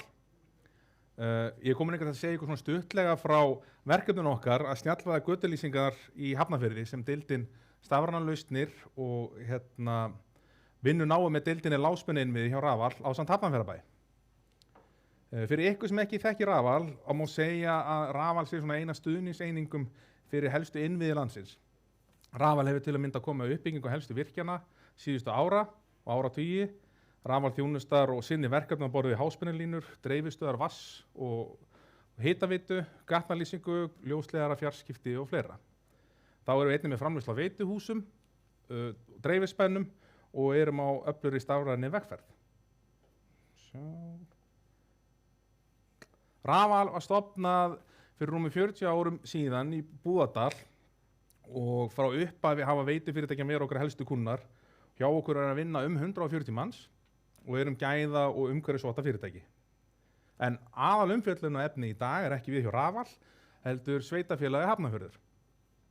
Það má segja að Hafnarfjörður sem komið ansi langt í uppbyggingu á götulýsingainnviðum og LED-væðingin á lokastigum og það er búið að uppfæra yfir 90% lampa yfir LED og uppsendinga á heimtögaskápum við dreifistöðar er komið mjög vel á veg. Hafnarfjörður bauð út götulýsingastýringar, vél og hugbúnað í byrjunars 2023 þar sem Rafal stóð upp sem lagsbjóðandi sem uppfyllti öll tæknileg skilyrði. Okkar samstarfsaðili FlashNet, þess fengur nú góða kynningu frá henni Marsju hérna áðan og ein af ástæðan okkur við kjósum að vinna með FlashNet er að þau uppfylla alla þær vottanir sem við teljum að séu nauðsynlegar þegar huga er að rekstur á mikilvægum innviðum eins og götulýsingakerfi. Í tilfelli Hafnarfjarðar þá sá búnaður sem við erum að nýta eru götuskápastýringar eins og þið sjáu hérna lengst til hægri. Stýringin stjórnar kveikt og slökkt með relay, vakta spennu, straum, tíðni og á öllum fösum. Svo er einnig með digital innganga sem bjóða upp að tengja birtusellu, hurðanema til að vakta hvort á opnun á skápum eða birtustig gæti kveikt á stýringum í staðbundi. Stýringin geymir dagskrá og sólastöðu miðað við staðsetningu og ef einhverjum ástæðum fjarskipti myndi dett út, þá myndi hinn almenni borgari ekki vera var við það þar sem hún myndi kveikja miðað við það áætlun sem ætti að gera. Lamparnir í Hafnarfirði eru ekki með saka tengimöguleika en ef myndi svo þörf að það þurfi að stýra einhverjum einstökum lampa þá væri hægt að setja innfelldan utanliggjandi búnað ef að þörf á þykir. Lamparnir í Hafnarfirði er allir með miðnættu dimmingu sem er innbyggt í dræfarnum þannig að við getum þá séð þegar að svo dimming fyrir í gang. Marcia fór vel yfir kerfi á þann þannig að það er kannski óþarf að þylja upp allt aftur en sveigjanleiki kerfi sem sker okkur kleift að aðlaði algjörlega eftir þörfum sveitafélagsins og fjarskiptamáta sem henta þá hverju sinni. Hugbúnaðurinn hefur verið þýddur á íslensku og öll þjónustan á vél og hugbúnaðurinn fer fram hér á landi. Þannig að, já. Eitt af mikilvægastu þáttum í gatnalýsingakerfi er að tryggja rekstraröryggi og með rauntíma vöktun þá gefst tækifæri á að fá tilkynningar bilanir eða fyrirvara á bilunum úr kerfinu og raun og veru búa til sjálfvirka verkmenni. Þannig er þetta bregðast við vandamálum til dæmis ef að vonandi áður en að íbúinn raun og veru sendur inn kvörtun. Kerfið í Hafnarfirði er uppbyggt af stýringum í heimtöðuskapum en þetta snýst ekki eingöngu stýringana því mikilvægustu þáttum í nútíma götulýsingakerfi er vöktun og til að með spennustraum á öllum fösum ásamt öðrum rafmagnsskildum með því markmið að ná fyrirbyggjandi viðhaldi og tryggja hámarksöryggi en á sama tíma lágmarka rekstrarkostnað. Kerfið er uppbyggt af FRCM-stýringu frá Fastnet sem tengjast við IntelliLight veflegan hugbúnaðinn með fjarskiptum í gegnum LoRaWAN. Uppsetningin á stýringum hafa fylgt nýsmíði og uppsetningu á heimtöguskápum og hafa því stýringarna farið í rekstur jafnóðum eftir því sem að skápar hafa farið í rekstur. Það stendur svo til að setja utanliggjandi sakastýringaeiningar í hverju hverfi eða svæði til að fá staðbundna birtimælingar, þannig til dæmis að það er blindbylur á völlunum en bjart í norðurbænum, þá eru lamparnir eingöngu að kveikja á völlunum en ekki öllum bænum í einu. Og þannig næst ég að tryggja öryggi íbúa á þess að lágmarka rekstrarkostnað. En í tengslum við umræðana við uppsetningur og rekstur á götulýsingakerfi þá langar maður að segja ykkur stuttlega frá fyrirbæri sem heitir LoRaWAN. Og LoRaWAN er fjarskiptastaðall sem er sérstaklega hugsaður fyrir IoT eða hlutanetið og kostirnir við LoRaWAN eru fjölmargir eins og það keyrir á óleyfisskyldri tíðni er gríðarlega langdrægt, nota litla orku við sendingar og sem þýðir að hægt að setja þráðlausan búnað til að vakta nánast hvað sem er hvar sem er. Óháð orkugjafa, farsíma eða netsambandi. En búnaði sem nota LoRaWAN sem samskiptamáta þarf ekki SIM-kort. Við þetta opnast miklu möguleikar og þessi má eiginlega líka þessu við þetta svona eins og setja risastórt Wi-Fi svæði yfir raun og veru sem er eingöngu þá bara fyrir IoT búnað.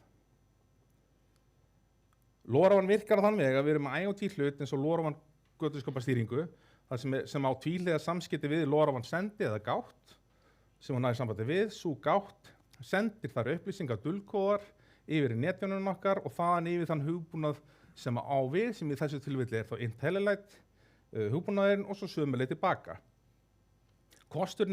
Helstu kosturinn við LoRaWAN er að rekstrakostnaðurinn er mun lægri en í öðrum fjarskiptakostum.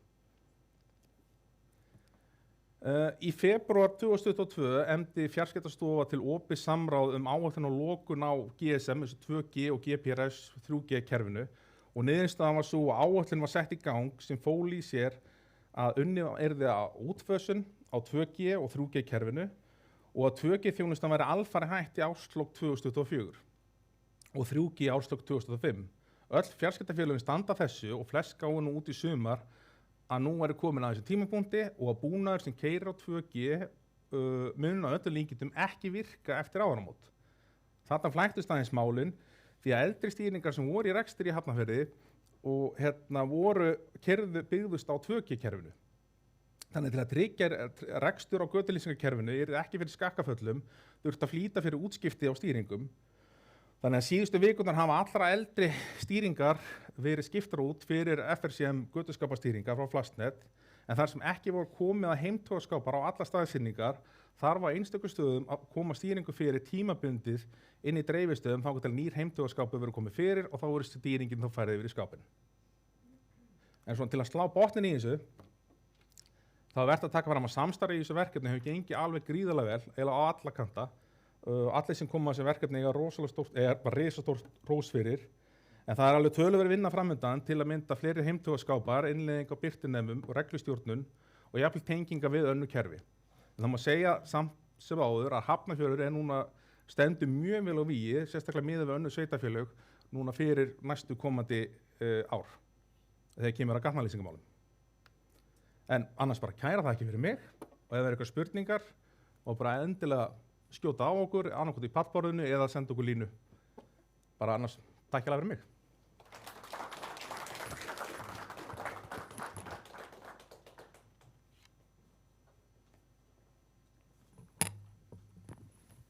Já, takk fyrir þetta. Og þá er það síðasta erindi, það er Kristján Daniel hjá... Já, hvað ertu? Samtökum Iðnaðarins.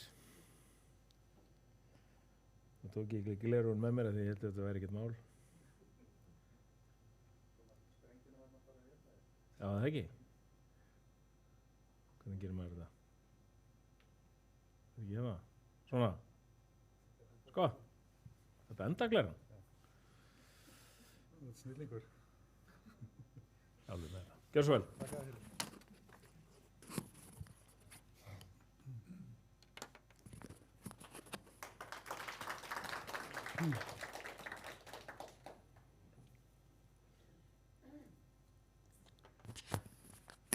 Komið sæl og takk fyrir boðum að fá að vera hérna með ykkur.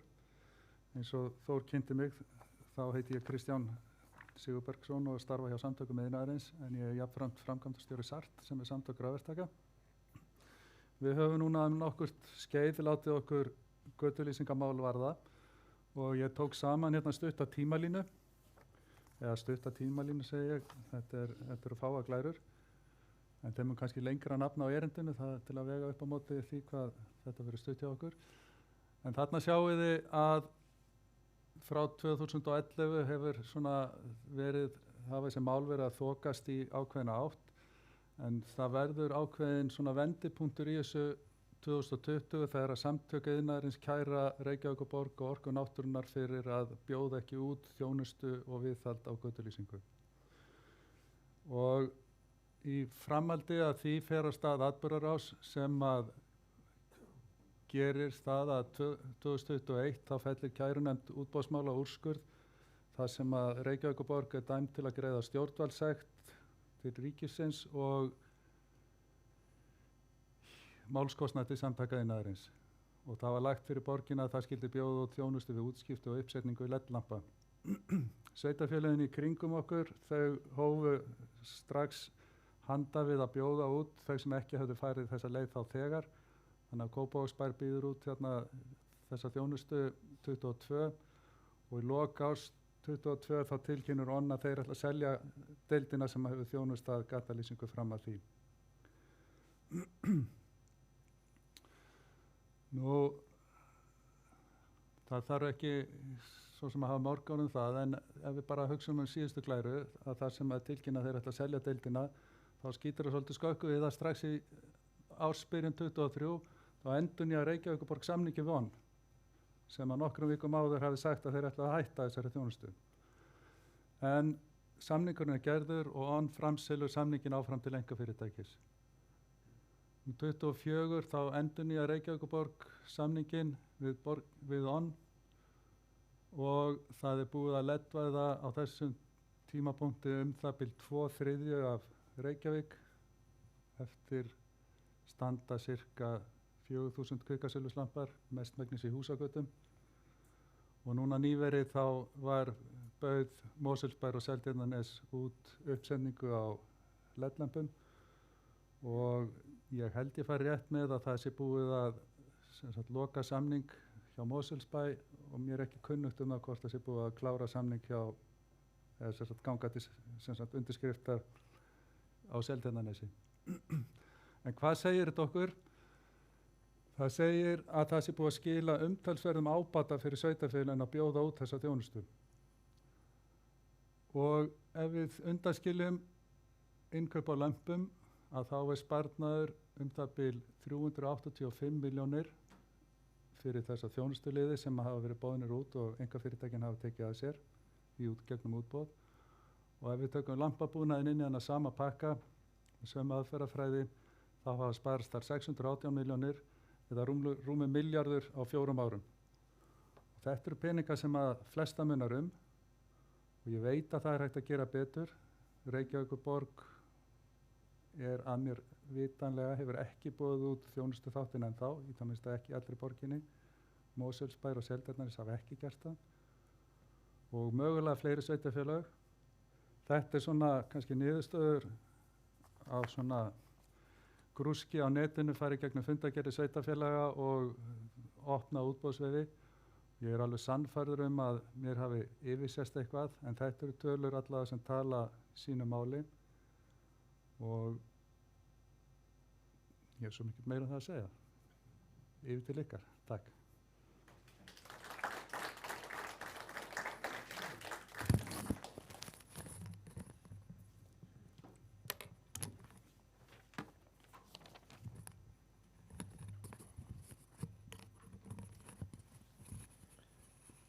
Takk fyrir þetta. Þá erum við bara búin að ná tímanum.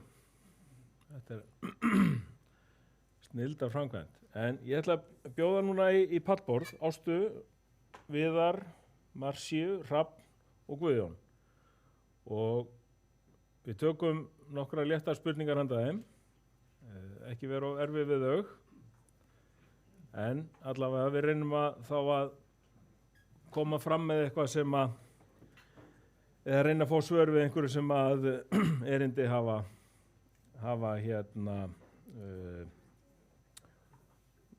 spurningar sem hafa vaknað við erindin, svo við komum sér út mér. Þeir sem að þurfa að spyrja, þeir þurfa að hafa mæk og þeir sem að svara þurfa líka að hafa mæk. Þannig að þetta nú ekki flóknara en það. Sami mækinn sem hleypur á milli og ég skal taka það að mér. En einhver sem að vill byrja?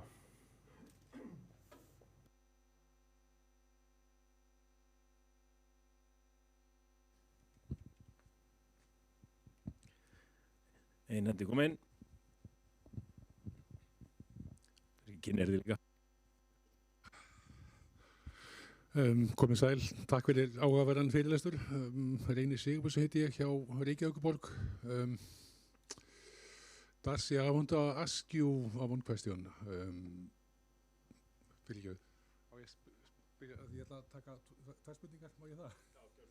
En sko annars er það íslensku og ensku, sem sagt, báðu ensku. Darcy, sorry.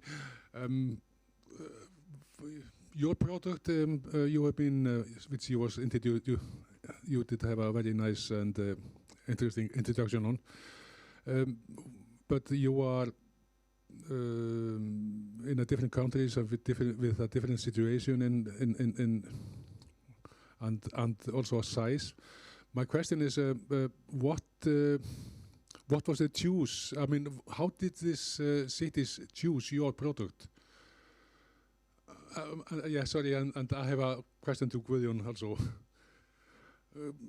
Guðjón, mér langar að spyrja þig hérna þegar þú kemur fram í útboðsmálum hérna, eða sem sagt frá samtökum atvinnulífsins, þar sem það er kvartað yfir hvað Reykjavíkurborg er ekki nógu skilvirk.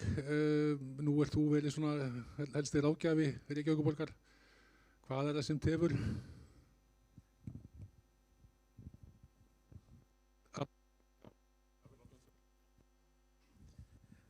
Byrjum að svara frá Marsíu.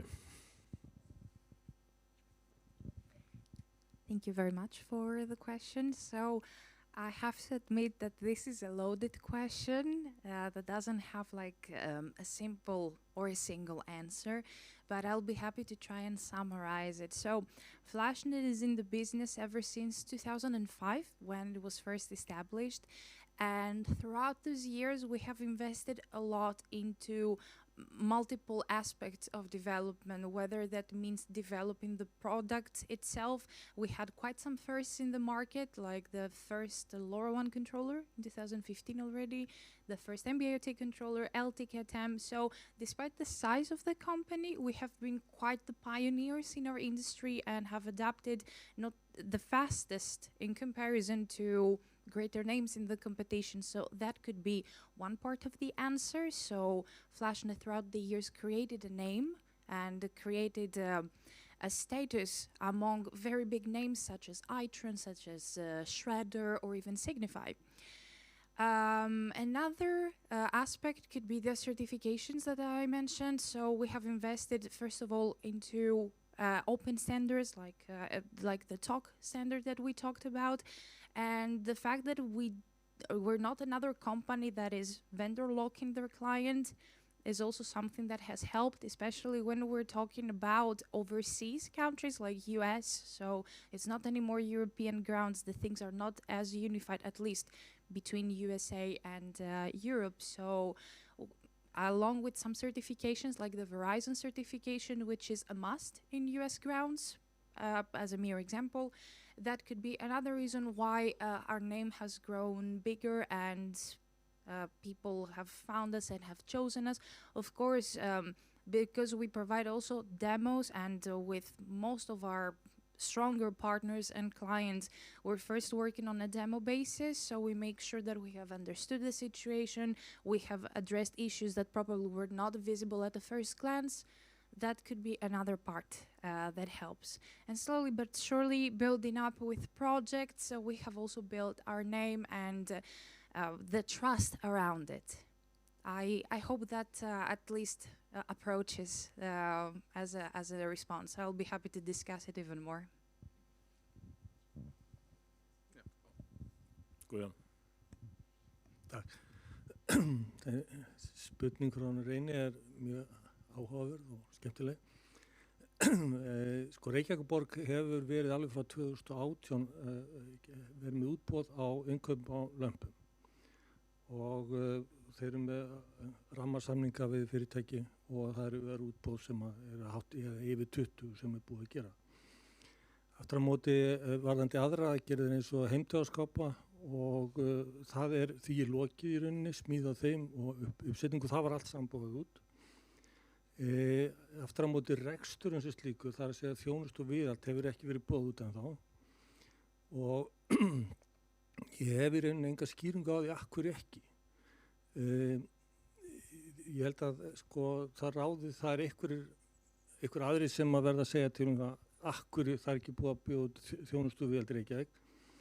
Ég sé raunverulega ekkert og hef ekki séð neitt í til fyrirstöðu að það sé ekki hægt síðustu 2 árin og hvort þetta pólitískt eða eitthvað annað, ég bara, því miður, ég þekki það ekki. Síðan aftur á móti með stýrikerfið, það búið að standa til að bjóða það út núna í sennilega 1,5 ár og það alltaf verið að segja að nú sé alveg að koma að þessu, en það hefur ekki orðið og það svo sem ýmsar ástæður fyrir því sem að ég ætla ekki að fara tíunda, en fyrst og fremst það núna fjárskortur. Það sem sagt menn settu 0 á allt sem heitir leddvæðingu og aðgerðir í ár og það var bara pólitísk ákvörðun og við erum að vonast til þess að það verði opnað fyrir eitthvað á næsta ári. Ég vona að það svari spurningunni.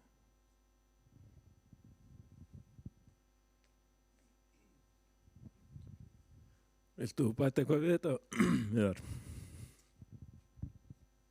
Já, kannski aðeins bara örstutt með útboð á þjóð. Það er náttúrulega eitt af því sem kannski ekki endilega í veginum en þegar þetta samtal átti sér stað milli ON og borgarinnar þá var þetta að þurfa að fara inn í dreifistöðvar Veitna til þess að kveikja og slökkva. Það Veitur settu bara vermið á að koma með lykilinn og stinga í skrána 60.000 þannig að þetta var svona eitt af því sem að held að menn hafi svona hort til þess að geta boðið út þjónustuna væri að vera aðgengi að kerfinu og geta hleypt hvaða verktaka sem að því sko, af því að það fer enginn inn í dreifistöðvar Veitna nema starfsmenn Veitna.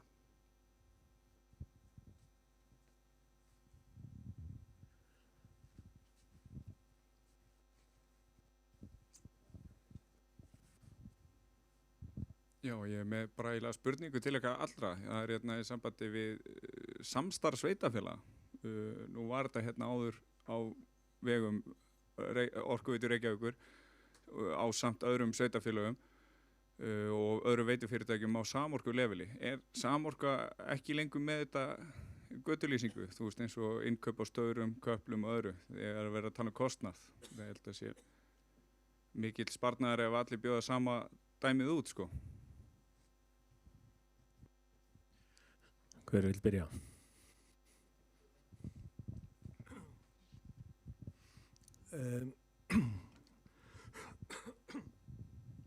Þetta mjög góð spurning hjá hann Palla. Varðandi Samorku, Samorka samtök dreifiveitna og þar alvegandi þá meðan að þetta var hjá dreifiveitunum þá var þetta samstarf mjög gott og þeir buðu út raunverulega sameiginlega bæði strengi, staura, lampa, perur og fleira. Það þarf eitthvað að koma í staðinn, það alveg bara hárrétt og það verður að búa til einhvers konar samráðshóp. Það búið að leita til samtaka sveitafélagana á höfuðborgarsvæðinu en þeir hafa bara ekki raunverulega svarað og hafa ekki sýnt í neinn áhuga þrátt fyrir mikla eftirfylgni síðustu mánuði. Það var núna daginn, það verið 2 vikum að Kristinn Hauks hjá Vegagerðinni, hann kallaði saman allan hópinn, eða það segja sveitafélögin á höfuðborgarsvæðinu og hann geti kannski sagt aðeins meira frá þeim fundi en þar allavega settust menn niður, það mætti enginn frá samtökum sveitafélag á höfuðborgarsvæðinu, mætti enginn pólitíkus en það þarf eitthvað, sveitafélögin þurfa að koma sér saman að búa til einhvers konar samráðshóp þannig að allir geti nýtt sér svona sameiginlega þekkingu.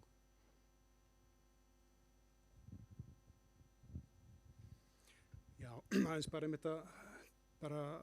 einmitt eins og Guðjón segir, við hittumst daginn, við erum búin að vera tölum þetta eiginlega allan fyrra vetur, að reyna að hittast sveitafélögin og Vegagerðin startaði þessu samtali þarna núna daginn og það samtal mun bara halda áfram og þá þarf að vera eitthvað einhver samvinna á milli sveitafélagin og kannski svolítið tákrænt að Vegagerðin startaði þessu, þau fara í gegnum öll sveitafélögin, þannig að það þarf að vera algjörlega sammála, það þarf að vera svona bæði staura kaup og jafnvel lampa kaup að einhverju leyti og svo stýribúnað.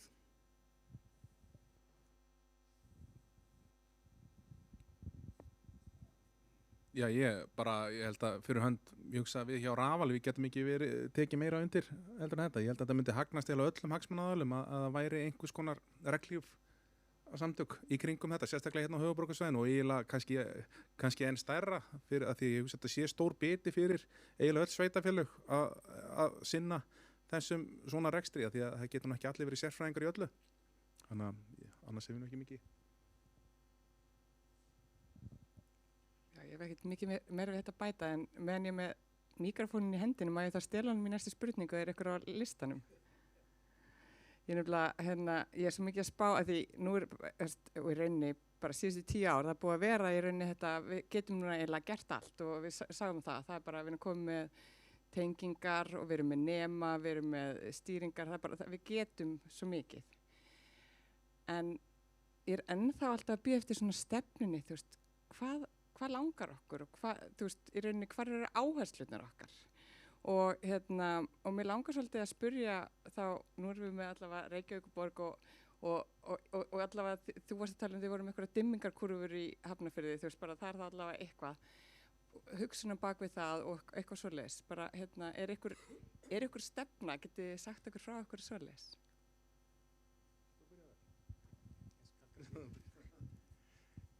Já, ég veit nú ekki hvort það sé endilega einhver bein stefna komin en eitt af því sem að Guðjón hefur nú verið að vinna að og búið að standa til mörg ár. Það er svokölluð ljósvistar stefna Reykjavíkurborgar eða höfuðborgarsvæðisins og Guðjón getur kannski sagt aðeins frá því betur en sveitafélögin hafa kannski svolítið verið hver í sínu horni að gera alls konar og en allir LED-lampar eru til dæmis með þessum dimmingarprófíl dimma sér niður á nóttunni, allavega það sem keypti Reykjavík og ég held að hinn sveitafélögin séu öll með það sama og í sveitafélögum hafa þau hafa meira og minna verið svona með svona sömu stefnuna, það sem varðar hérna lampaútköp, innkaup, Hafnarfjarðarbær tók ákvörðun að vera ekki með sakatengla á sínum lömpum. Þetta sé bara annars bara mjög fínir lampar nema þeir hafa þá ekki alveg mikla möguleika en þeir eru líka komnir bara lengst þeirra og þá bara nota peningan í annað, þannig að það líka bara gott. Eitt af því sem að ég myndi vilja kalla eftir, það hérna það að væri sko skýrari stefna og svona afmarkaðara það sem lítur að eiginlega hönnun. Það gott að þið eru tvö þarna af því að það eitt af því sem að hérna hefur kannski ekki endilega, ég vil ekki segja að það hefur farið úr böndunum en það sko úrvalið svo óbóðslega mikið og það að gera svo óbóðslega margt og það að vera með svo eiginlega óendanlega möguleika á alls konar lýsingar útfærslum og við erum svolítið að reka okkur á það núna þegar búið að vera LED-lampar uppi kannski í 4-5 ár að ef það bila lampi eða eitthvað þá ekki til eins lampi eða að bara tækninni flegi svo hratt fram að þá væri betra að það væri í staðin fyrir að hérna lampinn sé skilgrindur sem slíkur, heldur þá það bara lýsingar prófílinn eða eitthvað og það svolítið svo Vegagerðin ákvað bara sínum tíma, þeir ætla bara að vera með 3 ríkisgerðir af lömpum og hérna ég held að það sé svo sem mjög gott, þeir eru kannski meira svona meiri einsleitni í vegunum hjá þeim, við erum náttúrulega með göngustíga og hjólastíga og alls konar svona krúsitúlur en þarna mætti vera aðeins meiri svona stöðlun bæði milli sveitafélaganna og bara fá ráðleggingar frá hönnunum með það. Mér langar aðeins að varðandi stýringarna að hérna inn í ljósastefnunni sem að vísu ekki búið að gefa formulega út, þar sérstakur kafli stýringar þar sem að henni skipti í svona 5 mismunandi stig frá því að vera bara slökk og kveikja og upp í það að vera með gervigreind nánast á þessu efstastígi og ég hveti ykkur til þess að aðeins að skoða það en það er ekki búið, Reykjavíkurborg ekki búin að staðsetja sig á hvaða stígi þeir ætla að enda. Þeir eru náttúrulega að byrja með skápastýringarna sem bara af á og það fyrsta stígi en síðan þetta þrep nokkur sem og þá bara spurningin hvað ætlar Reykjavíkurborg að fara langt og kannski endar í gervigreindinni en það kemur bara ljós. Já, varðandi hönnunina fyrir það er kannski rétt aðeins. Þetta mjög góð punktu hjá honum Viðari og það til, sko þetta ekki kannski svona einfalt að það sé hérna búa bara til dreifingarkurvu. Það til fyrir alla lampa og það í sjálfu sér ekkert mál að setja það í einhverja flokka en síðan kemur eins og í Reykjavík í ákveðin hverfi, það útlit á lömpum og fleira litir og annað sem að þurfa líka að fylgja. Þannig að ég held að komist aldrei hjá því að vera eins og við gerum með 3 ríkislampa en það svo sem heldur ekki rétt á vegina séu bara 3 ríkislampar heldur það var talað það að það myndi sennilega dekka 95% af allri notkun en síðan bara staðir eins og í Reykjavík sem götur með til dæmis 4 akreinum. Ríkislampin ræður ekkert við það og þá þarf að bæta við þessum, við höfum kallað súpelampa en það eitthvað sem maður þarf alltaf að skoða hverju sinni. Ég held samt að við getum gert betur og einfalda þetta fyrir, ég held að það sé alveg tækifæri þar sko og hérna og líka sko og því við tölum þess að dimmingakurfur ég hef séð nefnilega mismunandi útfærslur á dimmingakurfunum og ég skil ekki alveg hvernig við ákvörðum hvenær maður dimpa niður í 50% og hvenær maður dimpa niður í 40% og eitthvað svo les. Af því eina sem við höfum gert þegar við höfum skoðað þetta, þá höfum við verið að nota bara lýsingarflokkana og hannaði í rauninni kurvirnar út frá því. En svo hef ég séð svo mismunandi útfærslur, þannig að þetta líka eitthvað sem við þurfum að skoða því, þetta ákvarðar sparnaðinn sem að við segjum að sé grundvöllurinn fyrir því og fyrir mig yfir höfuð út í þetta. En mér finnst samt líka eitthvað eins og að sé svona svolítil óreiða þarna hjá okkur, að við erum ekki alveg komin með svona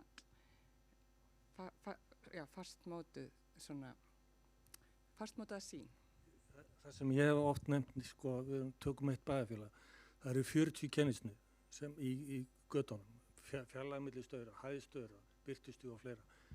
Og við höfum fækkað þeim niður í svona 1 yfir 10.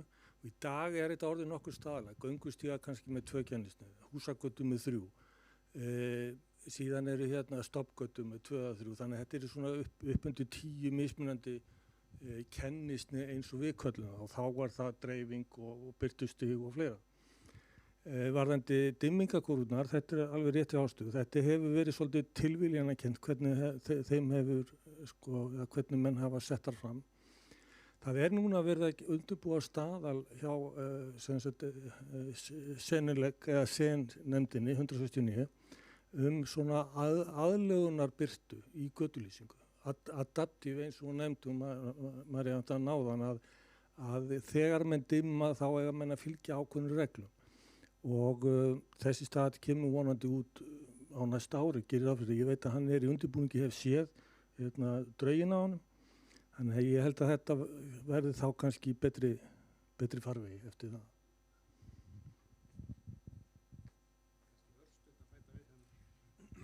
Eitt kannski örstutt bara að bæta við að eins og þau segja, sko, þá hefur þetta svona skánað mikið núna allra síðustu ár, sko, og eitt af því sem við höfum tekið upp hjá Reykjavík að það eru verið boðnir út lampar núna síðustu útboð, sem sagt það sem kallur safngötulampa, þá kemur að með ákveðnum lýsingaprófíl og við getum í rauninni forrötum aflið út úr lampanum við sjálfur, miðað við hæð staura og svoleiðis, þannig að þar með erum við búin að fækka kennisneiðum, en getum samt aukið í rauninni ljósmagnið og minkað, bara miðað við hvar lampin fyrir upp. Þannig að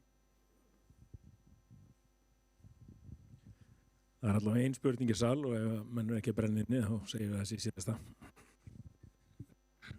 Takk fyrir. Það er Linda, það sem ég ætla nú að spyrja hérna var nú mitt þetta kennisniðin og lýsingar, sem sagt lýsing á götum borgarinnar, því að Ásta kom nú, tók okkur í skemmtilega göngu þarna hvað segir, mína heimaslóði þegar ég er að labba heima á pöppinum, þekkti þarna ýmsa staði. En það er með þessi fjölbreytileiki sem er í lýsingu, sem er hérna verið ákveðið vandamál hjá okkur hérna í gattalýsingunni, er sem sagt bara þessi stutti kapli þarna frá Tjörninni og frem í háskólanum, þá erum við að labba frem með 6 eða 8 tegundum af ljóstegundum og ljósgerðum og allskins birtustegu þó að sé farið gegnum almenningsgarða og yfir götur. Þá hefur eins og aldrei verið náðst þessi samræming að vera með fáa lampa en þá sem sagt það er að gera smekklega lýsingu þó sett ekki með 40 tegundir, það duga kannski 10. Svona kannski ykkar hönnum til umhugsunar, því að það er dýrt að halda stóran lager svona fyrir sveitarfélögin.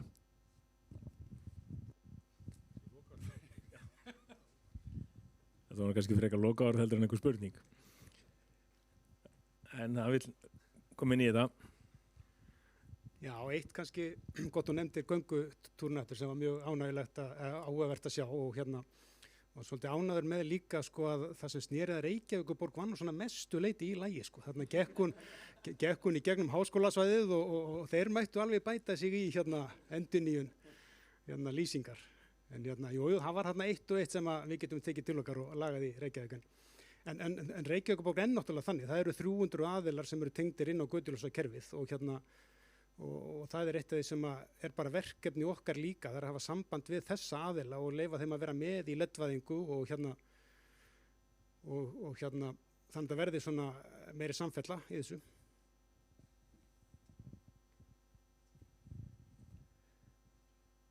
Þá bara segjum við að tími sé liðinn og við þökkum fyrir komuna og þáttökuna og svo í pallborðið og fyrirlesna. Takk fyrir okkur.